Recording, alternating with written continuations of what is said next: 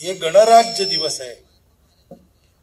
अभी ये संविधान संसद में रखा गया और सरकार का कारोबार उसके आधार पर चलता है, परंतु अपना गणराज्य है, यानी ये प्रजा का राज्य है, तो इसको प्रजा को चलाना है।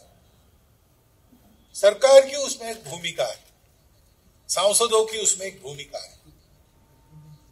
इस संविधान को सुरक्षित रखना, इस संविधान को लागू करना, ये टेक्निकली सरकार का काम है, परंतु वास्तविक दृष्टि से ये तो अपने व्यवहार का काम है।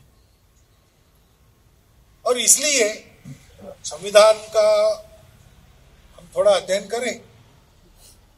बहुत विद्वान लोग जैसा करते वैसा करने की जरूरत नहीं, लेकिन मोटा मोटी 4 बातें हैं जो संविधान का प्राण है, ऐसा मैं मानता हूं। संविधान की अपने प्रस्तावना है, प्रियम्बल।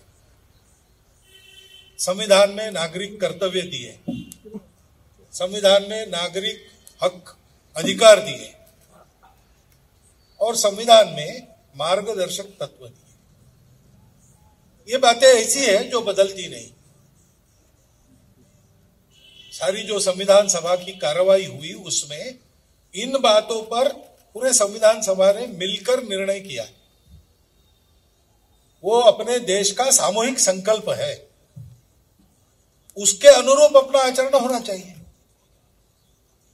हमारे यहां सब प्रकार की स्वतंत्रता दी है, परंतु ये भी कहा गया है कि जैसे उस भाषण में बाबा साहब ने कहा कि आर्थिक और राजनीतिक स्वतंत्रता का प्रावधान संविधान में मैंने कर दिया है, परंतु यह स्वतंत्रता वास्तव में आनी है तो उसके पीछे एक बंधुता काम करती है।